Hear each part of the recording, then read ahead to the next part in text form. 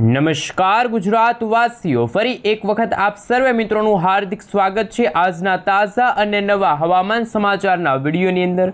મિત્રો, આજે થઈ છે 19મી જુલાઈ અને વાર થયો છે રવિવાર અને રજાનો વાર। ઘરની બહાર નીકળતા પહેલા ગુજરાત વાસીઓ થઈ જાજો તૈયાર।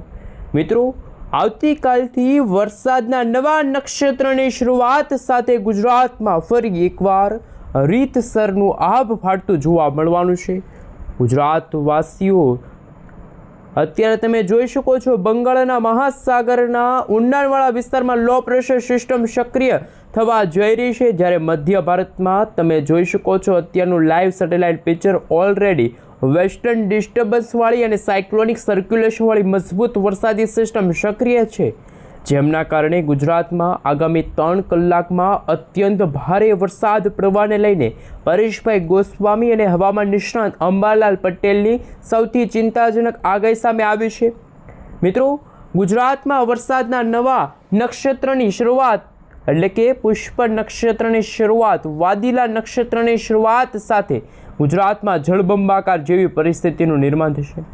મિત્રો, ગુજરાતમાં આજે અને આવતીકાલે હળવોથી મધ્યમ વરસાદ જોવા મળશે, પરંતુ ગુજરાતમાં 21, 22 અને 23 તારીખના રોજ ગુજરાતમાં વરસાદની માત્રા અને વિસ્તારમાં બંનેમાં વધારો થશે, જ્યારે 24, 25, 26 જેમાં મિત્રો 26 તારીખથી વરસાદ ગુજરાતમાં રીતસરનું મેઘ તાંડવ મચાવશે। ત્યારે મિત્રો, ગુજરાતના જાણીતા હવામાન નિષ્ણાત અશોકભાઈ પટેલના જણાવ્યા અનુસાર ખાસ કરી મિત્રો ગુજરાતવાસીઓને રહેવું પડશે તૈયાર। અલ્નીનોની અસર સક્રિય થઈ છે તો હેલી જેવો માહોલ ગુજરાતમાં વર્તાશે। મિત્રો, ગુજરાતમાં બદલાતા દિવસોને લઈને તમે લાઈવ જોઈ શકો છો। હવે પછી તો ઉત્તર ગુજરાતનો વારો છે, કારણ કે ત્યાં પણ હવે 10થી 15 ઇંચ સુધીના સાર્વત્રિક વરસાદ, તો અમુક વિભાગોમાં તો પૂર જેવી સ્થિતિનું નિર્માણ થશે। હાલ રાજ્યમાં વરસાદને લઈને અંબાલાલ પટેલ શું કહી રહ્યા છે? ખેડૂતો જે વરસાદની આતુરતાથી રાહ જોઈને બેઠા હતા, એટલે કે ઉત્તર ગુજરાત અને કચ્છમાં આ વર્ષે ચોમાસું નબળાના સમાચાર સામે આવ્યા, પરંતુ વરસાદી સિસ્ટમ સક્રિય થવાની છે। 21 જુલાઈથી સિસ્ટમ સક્રિય થવાની સાથે જ વરસાદ ભૂકા બોલાવશે। આ સિસ્ટમ આવવાની સાથે જ રાજ્યના ઘણા બધા ભાગોમાં સાર્વત્રિક વરસાદનો નવો રાઉન્ડ શરૂ થશે। મિત્રો, 21થી 25 જુલાઈનો સમયગાળો એ મધ્ય ગુજરાતના ભાગોમાં વડોદરા, અમદાવાદનો વિસ્તાર છે, ત્યાં ભારે વરસાદ પડવાને લઈને રેડ એલર્ટની વોર્નિંગ દર્શાવવામાં આવી, તો અમુક વિસ્તારોમાં હજુ પણ 2 થી 4 ઇંચ સુધીના ધોધમાર વરસાદો જોવા મળશે। આ ઉપરાંત ઉત્તર ગુજરાતના બનાસકાંઠા, અરવલ્લી, પંચમહાલના ભાગોમાં ભારે વરસાદ, તો સૌરાષ્ટ્રના જામનગર, દ્વારકા, પોરબંદર, તમે જોઈ શકો છો જૂનાગઢ, રાજકોટના વિસ્તારની સાથે સૌરાષ્ટ્રના દરિયાઈ પટ્ટીના વિસ્તારોમાં પણ આગામી 3 કલાકમાં હળવો મધ્યમ વરસાદ, તો અમુક ભાગોમાં મિત્રો તમે જોઈ શકો છો 40થી 50 કિલોમીટર પ્રતિ કલાકની ઝડપે દરિયાઈ કાંઠાના ભાગોમાં તોફાની પવનો, માછીમાર ભાઈઓને દરિયો ન ખેડવા સાવચેત રહેવા માટે અપીલ। દક્ષિણ ગુજરાતના કેટલાક વિસ્તારોમાં તમે જોઈ શકો છો ભારેથી ભારે વરસાદ જોવા મળશે। 26થી 30 જુલાઈના સમયગાળા દરમિયાન ગુજરાતમાં વરસાદી માહોલ યથાવત રહેશે અને ઓગસ્ટ મહિનાની શરૂઆત સાથે ગુજરાતનું વાતાવરણ એકદમ પલટાઈ જશે।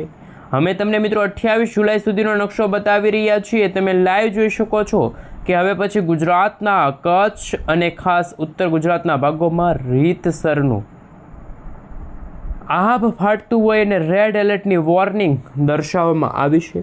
મિત્રો, ખાસ તમે જોઈ શકો છો દક્ષિણ ગુજરાતના ભાગોમાં પણ અત્યારે વરસાદની સ્થિતિ યથાવત રહેશે।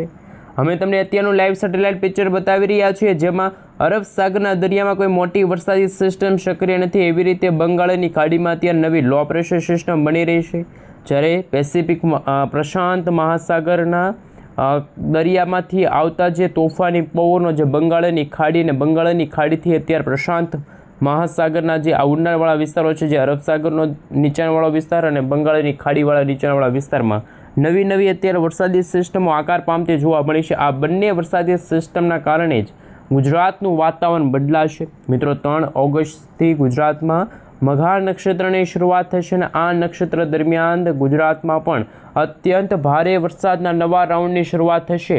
મિત્રો, અંબાલાલ પટેલના જણાવ્યા અનુસાર 21થી 26 જુલાઈના સમયગાળા દરમિયાન ગુજરાતમાં સાર્વત્રિક વરસાદ જોવા મળશે।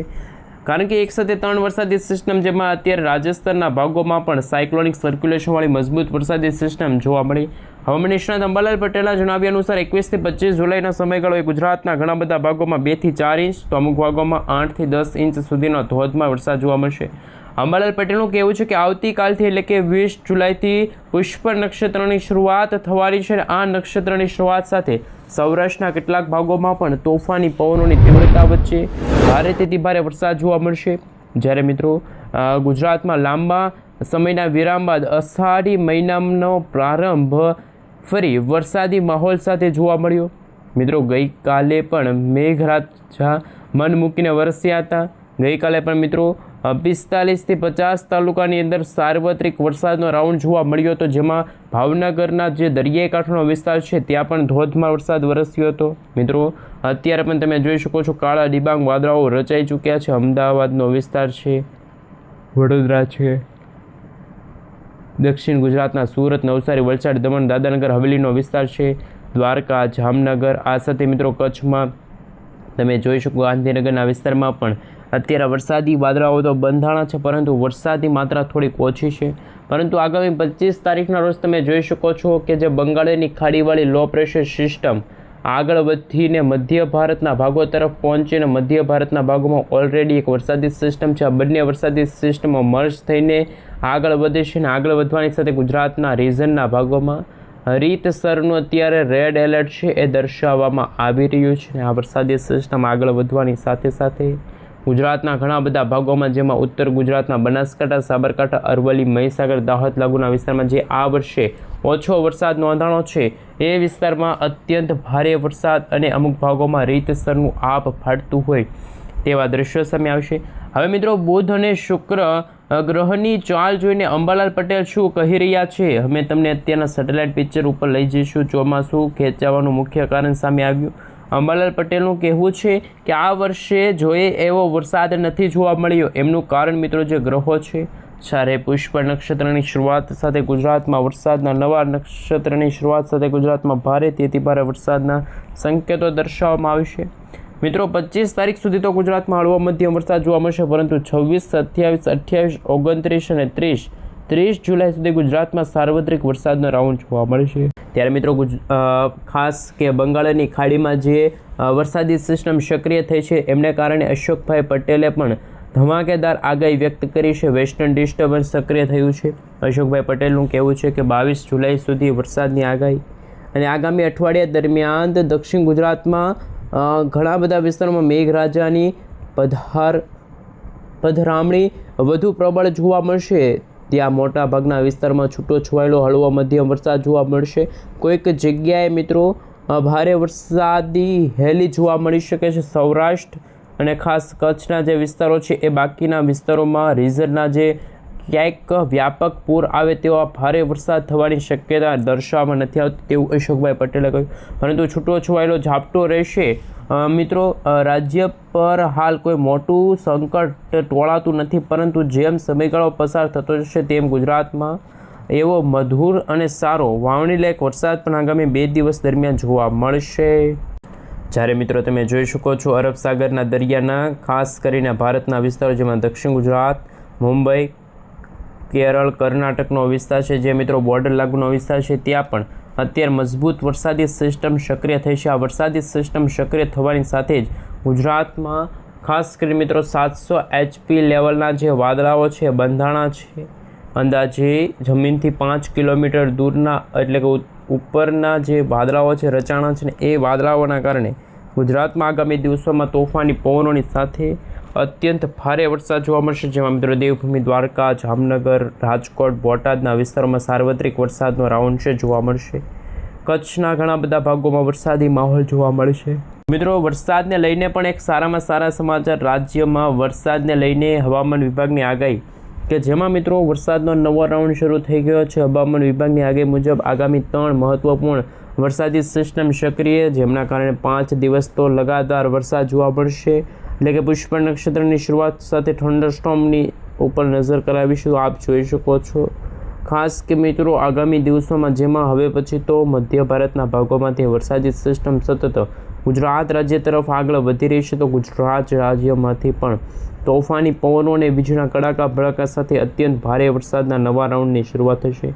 અમદાવાદ, મહેસાણા, રાધનપુરનો વિસ્તાર છે ત્યાં પણ મિત્રો અત્યારે ભારેથી અતિ ભારે વરસાદના સંકેતો છે એ સામે આવી શકે છે. અત્યારે રેન અને ઠંડા વિશે જો નજર કરીશું, વીજળીના ચમકારા કડાકા ભડાકા સાથે તમે નજર કરો તો એકદમ ઉત્તર ભારતના ભાગોમાંથી તોફાની પવનો ફૂંકાર્યા છે. બંગાળની ખાડીમાંથી નવું લો પ્રેશર સક્રિય થવા જઈ રહ્યું છે અને અરબ સાગરનો દરિયો એકદમ અત્યારે નિષ્ક્રિય અવસ્થામાં જોવા મળી રહ્યો છે. પરંતુ હજુ પણ ગુજરાતમાં જેમ સમયગાળો પસાર થતો જશે તેમ તેમ વરસાદના નવા રાઉન્ડને લઈને નવી આગાહી હવામાન વિભાગે પણ વ્યક્ત કરી છે. મિત્રો, ગુજરાતમાં ચોમાસું કેમ ખેંચાયું? અંબાલાલ પટેલની સૌથી ભારે આગાહી. રહોની સ્થિતિને જોઈને પણ અંબાલાલ પટેલે પોતાની આગાહીઓ વ્યક્ત કરી. અને હાલ તમે જોઈ શકો છો 28 તારીખના રોજ ગુજરાતમાં વરસાદની માત્રા અને વિસ્તારમાં બંનેમાં એકસાથે ઘટાડો થશે. મિત્રો, વરસાદી સિસ્ટમ કચ્છના ભાગોમાં અત્યંત ભારે વરસાદ પાડીને આ વરસાદી સિસ્ટમ નબળી પડવાની છે, કારણ કે પાકિસ્તાન અને રાજસ્થાનના ભાગો તરફ આગળ વધે તો જ મિત્રો તમે જોઈ શકો છો અત્યંત ભારે વરસાદની શક્યતા દર્શાવવામાં આવી છે, જેમાં કચ્છનો વિસ્તાર, ઉત્તર ગુજરાતનો વિસ્તાર છે. બંગાળની ખાડીમાં પણ અત્યારે નવું લો પ્રેશર બનવા જઈ રહ્યું છે.